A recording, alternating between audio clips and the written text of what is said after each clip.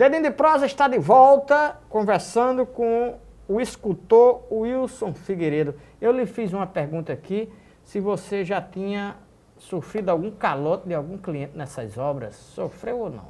Não. É um homem de sorte. Sou né? de Todo sorte. mundo lhe paga, né?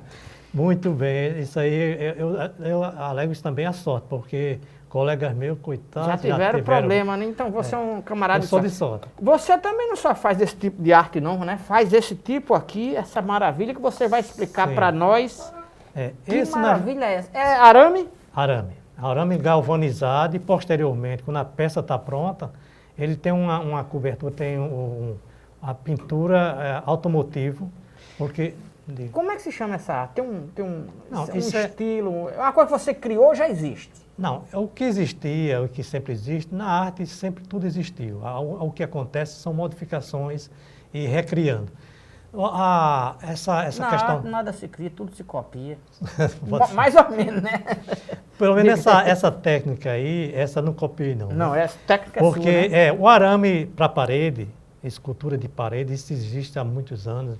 E você já tem visto muitas por aí. Charlie Chaplin já gostava de fazer esse negócio, Charlie Chaplin. Ele fazia? Não, retratam Sim, ele. Já vi Charlie Chaplin, já. E esse meu trabalho, essa técnica aí, depois da minha aposentadoria... É bacana, viu? Eu tinha que partir para uma pintura que é o que eu mais queria. Mas a pintura existia, eu fiz um curso lá, e até com Marlene Almeida o curso, e eu via cada gênio da pintura, o Flávio, o Fred, muita gente boa, né? O Miguel dos Santos, mesmo fazendo a sua escultura, ele é um grande artista pintor. Então, esse arame, eu consegui a proposta seguinte, quando incide a luz nesse arame, por isso que ele é afastado da tela, quando a luz incide nele, ele provoca uma sombra que dá uma leitura tridimensional. Então, ele passa a ser uma escultura de parede também. Então, e quem descobriu essa tridimensionalidade com esse truque aqui? Aí é onde chega a minha participação de criar, né? Porque, na verdade, eu quando ia desistir da pintura, como eu já tinha dito, não chegava nunca, porque eu tinha pressa, por causa da idade, já depois de aposentado, e eu tentei fazer em arame as figuras que eu tentava fazer em pintura. Aí, o arame, eu certo que ia para a parede. Por coincidência, era noite, com as luzes, e eu fui aproximando a peça do desenho em arame para a parede, eu vi a sombra. Aí eu disse, eureka. Camarada, quer dizer que esse efeito você descobriu por acaso, sim, né? Sim, por acaso. Aí eu disse, eureka, encontrei outra coisa aqui. Aí foi quando tive a ideia de afastar do suporte, quer dizer, da parede, do Eucatex. E eu perguntei ainda agora se Charlie Chaplin fazia, muita gente pode estar dizendo, que o sujeito ignora? Não, que Charlie Chaplin fazia tudo. Tudo. Era um grande compositor, né? Luzes da Ribalta é uma canção belíssima Tudo dele, era né? tudo. Então Chaplin era um danado. Além disso, você não pinta não, né? Pinto também. Pinta também? Pinto também. Então, diga aí o que é que você é, que pra gente... é muita coisa. Tem uma obra aqui que é muito conhecida porque foi uma intervenção que eu fiz na obra de Oscar Niemeyer, né, que é no Estação Ciência. Foi? É aquela xilogravura gigante. Sua ali, é? Foi uma reprodução, a pintura que é minha. Porque ali a prefeitura, na época, antes da inauguração, coincidiu Flávio Tavares com o mural, a peça dele belíssima, de 9 por 3,5 metros, que tem dentro do auditório, né, quando você vai entrando no hall. E nesse mesmo período, para a inauguração, eu fui contratado para fazer a reprodução daquela xilogravura que era do José Costa Leite. Ela é uma xilogravura, assim, mais ou menos uns 25 centímetros por 12. Aí o desafio foi transformar aquela figura, nessas dimensões, para 18,5 metros por 3,5. Você já sonhou com uma peça assim e fez? Não entendi. Já sonhou, um sonho? Sim. Com uma peça assim e concretizou esse sonho? Já. Às vezes acontece, o cara sonha com um trecho de música, né? E já escreve ali. Já foi até um detalhe, uma curiosidade. Aqui aí curiosidade eu fui teve a curadoria para escolher nos trabalhos meus aqui, no meu ateliê, que é residência também, nessa parte do arame, e para fazer uma exposição na galeria em Guarabira. Uma galeria que tá muito, muito bonita, por sinal. É o nosso diretor Valdez, um argentino. E quando ele chegou lá em casa, viu umas esculturas que eu faço em trabalho reciclado. em sucata de carro, de moto. Chega a 2,5 metros de altura, aquela eu coisa. já vi uma reportagem sobre esse seu trabalho. Então, quando ele chegou e escolheu, tem que levar uma dessa aqui, pelo menos umas 2 peças. Eu disse, rapaz, não dá, não vou levar.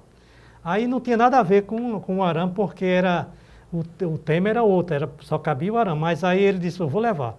Aí eu já fui imaginando no caminho, na estrada, daqui para Guarabira, caso viesse, como eu sabia que ia acontecer, uma entrevista assim, no rádio, ele ia perguntar por que, de repente, eu falar da minha infância através desse trabalho em arame, e surgiu aquele monstrengo de 2 metros de tamanho, aquela coisa. Aí eu disse, bom, aí veio realmente a pergunta. Eu disse, bom, esse é um resgate que eu faço da minha infância, rastros de vivência, que era toda uma técnica em arame, e esses tipo robôs, a coisa galácticos que está aí, de 2 metros e pouco de altura, esses eram meus pesadelos de infância. Aí era. Aí surgiu aquelas figuras, a gente quando é criança não tem aquela coisa de chamar mãe, tem um bicho aqui do meu lado. Do bicho papão. Agora, o seu trabalho repercute muito além da Paraíba e do Brasil. Você é da academia francesa, o que é? Explica aí. Esse assunto é uma coisa muito boa para mim, porque, né? inclusive, estão me convencendo que foi bom para a Paraíba também, já que no Brasil só tem três artistas, escultores, com esse título, porque... É mesmo? Você e quem mais? Diga aí, os 3 cavaleiros aí. Diga não, Mauro Alvim, de Minas Gerais, e tem o Carlos, não sei se é São Paulo, a memória está falhando aqui agora. Mas são 3, eu na Paraíba, ele de Minas Gerais, o Mauro Alvim, e tem outro cidadão. Aí, o que acontece, falando sobre isso aí, foi uma coisa surpreendente, porque eu jamais poderia imaginar que chegasse a mim um título, como foi o caso. Qual é o título? Em francês, Chevalier Académicien. Mas quer dizer o quê? Que é Cavaleiro da Academia. Então, é uma academia, o nome dela... Rapaz, que bacana, importante, viu? Mundial Arte Academia. Ela na França, e tem embaixadores nessa academia em vários países da Europa, inclusive na Inglaterra. Canadá, que é uma parceria que ela faz com o Canadá. E você foi lá receber Não fui receber. Foi tudo oficializado, através de correios, aquela coisa. E estou recebendo agora o meu diploma, já que eu vou pessoalmente receber. Está vindo o meu diploma, já chegou carta, aquela oficializada, tudo. E por conta disso, recebi esse título e a cadeira 116 da academia, com o título também de mestre em artes plásticas. Rapaz, não é pouca coisa não, viu, meu amigo? Isso foi uma coisa que veio concretizar além do que eu imaginava sobre a minha arte. Você, quando saiu de Patos, pensava nisso ou veio para João Pessoa com que intenção? Bom, eu trabalhava em Patos. Esse povo de Patos é menxerido, viu? Os cabos vão longe, viu? E como somos, né? Bom, quando eu saí de Patos, minha intenção era questão de primeiro vir estudar e trabalhar, né? Já que na época eu já tinha concluído o científico, aquela coisa, na época era científico. Se fazia na época científico para engenharia ou medicina. Aí eu fui tentar na universidade engenharia. Mas não foi o caso, porque aí eu tive a necessidade de trabalhar primeiro, aí começou aquela coisa de primeiro o orçamento familiar, né? E fui deixando de lado, mas a finalidade era morar aqui. O irmão deu o maior apoio, que morava aqui há mais tempo. O irmão Fernando. Então ele deu o maior apoio e eu comecei só trabalhando e fiz minha formação de técnico nível médio em edificações, pela escola técnica, e trabalhei muito com edificações projetando, e fiz o concurso na antiga Saelpa, e passei a comprar desenhista projetista, até a minha aposentadoria. Aposentou-se na Saelpa? Aposentei na Saelpa com 48 anos, um ano antes de começar de ser privatizado, porque sabia que ia ficar na lista. Sabia que ia ficar na lista, né? Eu disse, vou sair por aqui que é melhor. Um artista que faz uma obra dessa de 5 metros de altura em ferro e tal, o cara tira o pé da lama. Deve ser um dinheiro muito bom, não vai dizer quanto é, mas dá para viver tranquilo, não dá da arte, ou a arte é só faz por diletantismo e tal. Olha, é interessante, mais uma vez, vou citar o Ariano Suassuna, na sua sabedoria popular, que ele dizia que, é claro que ele tinha subsídios financeiros para poder viver assim. Ele dizia que a arte para ele era uma missão, não era uma comercialização.